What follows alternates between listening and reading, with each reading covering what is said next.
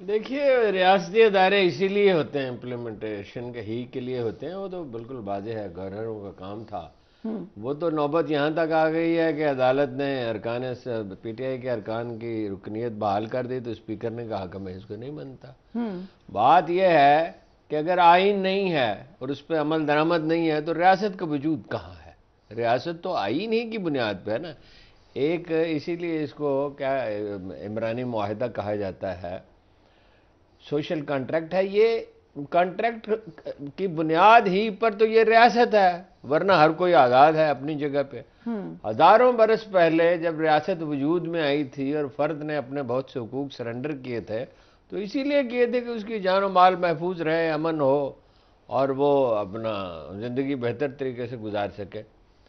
صرف عدالتوں کا مسئلہ نہیں ہے جی، سیاستدانوں کا بھی صرف مسئلہ نہیں ہے، یہ پورے معاشرے کے نزدیک آئین کوئی چیز ہی نہیں ہے۔ ہم کسی کو قانون کی پاسداری کرتے ہوئے نہیں دیکھتے، کسی بھی جگہ، کسی بھی شعبے کو۔ وکلا ہے نا آئین کے سب سے زیادہ جو فہم رکھتے ہیں، تو وکلا کو آپ نے دیکھا ہے کہ انہوں نے کیا کیا کارنامے انجام دیے۔ جب جسٹس کھوسا نے وہ نسبتاً تیزی سے فیصلے کرنے شروع کیے، جس پہ فیصلوں پہ کوئی اعتراض نہیں تھا، اعتراض یہ تھا کہ اتنی جلدی نہیں فیصلہ ہونا چاہیے، اتنی جلدی فیصلے ہوں گے تو وکیل صاحب کو کیا فائدہ ہوگا؟ کچھ بھی نہیں۔ معاشرے کو بتایا ہی نہیں گیا کہ آئین اس طرح مقدس دستاویز ہے جیسے مذہبی اقدار مقدس ہوتی ہیں، اس کے بعد یعنی اس کے بعد سب سے زیادہ مقدس معاشرہ قائم ہی نہیں، انٹیکٹ ہی نہیں رہ سکتا۔ تو یہ ہماری نفسیاتی یہ سوشل مسئلہ ہے، نفسیاتی پیچیدگیاں ہیں، ملوکیت کے اثرات ہیں، جاگیردارانہ معاشرے کے ہیں۔ پہلے دن سے جس چیز پہ لوگوں کو سمجھایا جانا چاہیے تھا، تمام سیاسی جماعتوں کو، دانشوروں کو، علماء کو، علماء تو خیر اللہ کے فضل و کرم سے اکثریت جو ہے وہ کہتی ہے آئین ہوتا ہی کیا ہے، حالانکہ آئین ہی سب کچھ ہوتا ہے، اور یہ ایک اسلامی آئین ہے جی، کوئی اس پہ یہ اعتراض وارد نہیں ہو سکتا کہ یہ ایک غیر اسلامی آئین ہے۔ قوم کو آئین کی کوئی پرواہ نہیں، ہوتا یہ ہے جب تضادات اتنے شدید ہو جاتے ہیں اور لوگ اس کو یہ پنجابی محاورے میں عزت اور بے عزتی کا مسئلہ سمجھتے ہیں، حالانکہ یہ بالکل عزت اور بے عزتی کا مسئلہ نہیں ہے۔ آج ایک جیتے گا کل دوسرے جیتے گا، اور ہر چیز کا مسئلہ تو ہے ہارون صاحب، اٹس ناٹ ایز سمپل۔ ابھی راجن پور کا رزلٹ آیا ہے تو اتنی خوشی خوشی مان لے گی پی ٹی ایم کہ چلے لیٹس گو انٹو الیکشن، وہ نہیں کرانا ماننی چاہیے نا۔ دیکھیں نا الگور کیا اور اس کا بش کا بھی تو جھگڑا تھا نا، ڈونلڈ ٹرمپ بھی تو نہیں مانتا تھا نا۔ دنیا میں کتنی جگہ ایسا ہوتا ہے، انڈیا میں تو مستقل ہوتا ہے کہ جی یہ دھاندلی ہوئی ہے، یہ گڑبڑ ہوئی ہے، ووٹ خریدے جاتے ہیں، لیکن اگر کوئی نہ کوئی حد تو قائم کرنی پڑتی ہے نا۔ اگر آپ سپریم کورٹ کا حکم بھی نہیں مانتے، اس میں تو جیسے بھٹی صاحب نے کہا کوئی ایمبیگوٹی تو نہیں ہے کہ 90 دن میں الیکشن ہونی چاہیے، مگر آپ اپنی مرضی کی منمانی کرنے کی کوشش کرتے ہیں۔ اگر طاقت سے حکومت کرنی ہے تو پھر وہ کریں گے جن کے پاس طاقت ہے۔ ٹھیک ہے، یہی 58 میں ہوا، یہی 68 میں ہوا، یہی 77 میں ہوا، یہی 99 میں ہوا، پھر آپ سیاستدانوں کو کون پوچھے گا؟ جن کے پاس طاقت ہے، جن کو بھی آپ کہہ رہے ہیں وہ الیکشن میں یا کسی بھی بات میں بولنا چاہتے ہیں؟ نہیں بولنا چاہیے انہیں، مطلب دنیا میں جتنی ترقی ہوئی ہے، علمی ترقی، معاشی ترقی، سائنسی ترقی، وہ اپنا فوجی حکومتوں میں تو کہیں نہیں ہوئی۔ ٹھیک ہے، کیونکہ انسانی ذہن تو آزادی میں کام کر سکتا ہے نا، پابندیوں میں اور جبر میں تو نہیں کر سکتا۔ جیسے ابھی آزادی ہے، ابھی مگر آزادی کا ایک مطالبہ ہے، اس کے ساتھ ایک چیز جڑی ہوئی ہے، وہ ہے ڈسپلن۔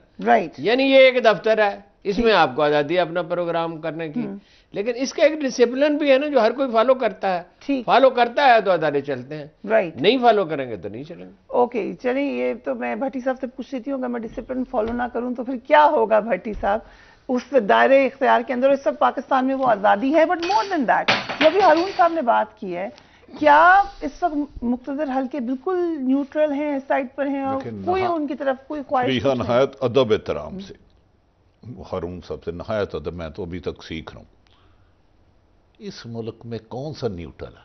اگر ان کی حمایت نہ ہو پس پردہ اس 13 جماعتوں کمزور بانج حکومت کو، یہ اتنے ظلم و ستم کر سکتی ہے؟ اتنی جرت ہے ان کی؟ ہارون صاحب مجھ سے بہت بہتر جانتے ہیں، لیکن میں بھی ان کو برطانیہ دور کا جانتا ہوں۔ ان کی تو پیدائش سے اولا کے گملے سے ہوئی، لاڈلا عمران خان لو بھئی 70 مقدمے کرا دیے آپ نے اس پر، قاتلانہ حملہ کرا دیا، 4 گولیوں کے بعد 4 پیشیاں، 4 عدالتیں آج اسلام آباد سے لاہور آتے ہوئے، لاہور سے اسلام آباد پیچھے اس کی کر دی۔ اب مریم نواز کس کو ڈکٹیشن دے رہی ہے کہ پہلے میرے باپ کو بے گناہ کرو؟ وہ ثاقب نثار، آصف سعید کھوسہ صاحب کا نام لے کے، سٹنگ 2 جسٹس صاحبان کا نام لے کے، وہ تو آئین سے بالا ہے۔ آپ کو کس نے کہہ دیا وہ آئین کی پرواہ ہے ان مسلم لیگ نون والوں کو؟ سپریم کورٹ پہ حملہ میں نے کیا تھا، مشرف سے ڈیل میں نے کی تھی، قمر جوید باجوہ نے NRO مجھے دیا تھا، ملک سے مجھے بھگایا تھا انہوں نے۔ ہسپتال میں جب نواز شریف صاحب تھے تو انہوں نے کہا مجھے اس باتھ روم کی ٹائلیں پسند نہیں آ رہی۔ یہ میں آپ کو ریسنٹ بتا رہا ہوں، عمران خان کی 14 لاکھ روپے کی ٹائلیں لگائی گئی مسلم شاور کے لیے بنایا گیا۔ یہ شروع سے اعتزاز احسن صاحب کے بول اداروں کے لاڑلے ہیں، یہ قانون سے بالا ہے۔ اگر آئین کی پاسداری شروع سے ہمارے طاقتور حلقے کرتے تو آج جمہوریت بھی مضبوط ہوتی، عدلیہ بھی مضبوط ہوتی، عوام بھی مضبوط ہوتی۔ بدقسمتی ہے کہ ہم ہر ایک کو اپنے اشاروں پہ چلانا چاہتے ہیں۔ ہم قانون کی حکمرانی مانتے ہی نہیں۔ جب جتنا قانون مضبوط ہوگا اتنا مافیا کمزور ہوگا، اور مافیا کے بہت سارے رنگ ہیں، وہ ایک رنگ نہیں ہے، اس کے کئی رنگ ہیں۔ ریزسٹنس آئے گی، ایسا تو نہیں ہو سکتا سپریم کورٹ؟ میری اطلاع ہے نہایت ادب احترام سے، آج جب فیصلہ محفوظ کیا گیا، پاکستان سے بھاگے ہوئے محترم مجرم قابل عزت مفرور اشتہاری نواز شریف، آصف علی زرداری صاحب، مولانا فضل الرحمان کے درمیان رابطہ ہوا کہ ہم نے کسی صورت میں الیکشن نہیں کرائے۔ 2 چیزوں پہ غور کیا گیا، تردید مسلم لیگ نون اور تمام اب PDM کا رائٹ ہے، میں تو ایک رپورٹر ہوں، میرا کام ہے خبر دینا، یہاں ہم الیکشن کمیشن اس وقت ریزائن دے دے گا، بہت مجبوری آئی تو یہاں گورنر، الیکشن وہ کسی صورت میں موجودہ حالات میں بادی النظر میں عمران خان کا مقابلہ کرنے سے بھاگ رہی ہے۔ لیکن کب تک نہیں کروائیں گے الیکشن؟ دیکھیں آپ مجھے کیوں کنٹیمپٹ میں کرنا چاہتی ہیں؟ ان کا خیال ہے کہ ستمبر میں موسم بہت اچھا ہو جائے گا، سپٹمبر تک آگے لے خیال ہے ان کا آگے ہو سکتا ہے الیکشن۔ سپریم کورٹ نہ صرف حکم دے، کیونکہ سپریم کورٹ کا حکم ہارون صاحب کی 100% ہے، اگر یہ نہیں مانیں گے تو قتل و غارت ہو جائے گی، انارکی ہو جائے گی۔ ایون کہ پیپلز پارٹی بہت مضبوط تھی، آصف علی زرداری صاحب پریزیڈنٹ تھے، یوسف رضا گیلانی نے سپریم کورٹ کے حکم پر لیٹر نہیں لکھا سوئس کورٹس کو، تو انہیں گھر جانا پڑا۔ یہی نواز شریف محترم صاحب کرنا پڑے، لیکن جب آپ کو پیچھے سے کوئی سپورٹ ہو اور وہ کہے منہ بھائی لگے رہو، تو پھر منا بھائی لگا رہتا ہے۔ مجھے ادروائز میں اس سے زیادہ کچھ نہیں کہوں گا۔ مجھے تو لگ رہا ہے 10 مہینے میں PDM کی حکومت نے اپنے اربوں روپے کے کیس ختم کیے، اور PTI پورے پاکستان کی سب سے کرپٹ جماعت ہے، سینکڑوں مقدمہ درج کر دیے۔ آج بھی آپ نے دہشت گردی کر دیا، آپ نے بغاوت کا مقدمہ دہشت گردی کا مذاق بنا لیا۔ کیا میرے جسم میں جو خون ہے اس میں ملک دشمنی کی بو آ رہی ہے؟ میرا شہید ارشد شریف مار دیا آپ نے، میں آج اس کی والدہ کو مل کے آیا ہوں، اس کی آنکھوں میں آج بھی آنسو پکار رہے ہیں، بتاؤ میرے بیٹے کے قاتل کہاں ہیں؟ بتائیں نا کون سا قانون؟ وہی ان کے پاؤں کی نوک پہ لگا ہوا قانون چند لوگوں کی۔ رائٹ، سو یہ الیکشن کی جو پیرامیٹرز بتائے ہیں مریم نواز نے، بھٹی صاحب نے کہا کہ وہ بتا رہی تھی، ایسے ہی آپ کو لگتا ہے یا ایک سیاسی تقریر؟ دیکھیے یہ مجھے اچانک احساس ہوا ہے، سنا تو میں نے پہلے بھی تھا اس کے لہجے سے، گویا اس کے پیچھے ساری دنیا کھڑی ہوئی ہے، جیسے ایک زمانے میں 122 اقوام افغانستان میں پاکستان کے ساتھ یا افغان عوام کے ساتھ کھڑی ہو گئی تھی، یا جس کے ساتھ بھی۔ ایسا لگتا ہے اتنی یعنی وثوق اور اس نے یقین کے ساتھ یعنی اس طرح بات کرنا جس میں اطاعت کا یقین ہو، یہ تو بڑی حیرت انگیز بات ہے۔ مجھے تو کوئی 54 سال سے زیادہ عرصہ ہو گیا جرنلزم میں نے تو یہ لہجہ کبھی کسی کا سنا نہیں۔ بھٹو جیسا لیڈر تھا، شیخ مجیب الرحمان تھا، یہ تھا، وہ اپنے مطالبے کی حد تک تو یہ کہتے تھے، شیخ مجیب الرحمان بھی، بھٹو بھی، اور بڑے لیڈر نوابزادہ نصر اللہ خان تھے، مولانا مودودی تھے، بڑے کانفیڈنٹ لوگ تھے، ایئر مارشل اظہر خان تھے، اور بڑے قد کاٹ کے لوگ تھے جن کا رعب تھا بہت۔ لیکن میں نے اس لہجے میں کسی کو یہ کہتے نہیں سنے یہ کرنا ہوگا۔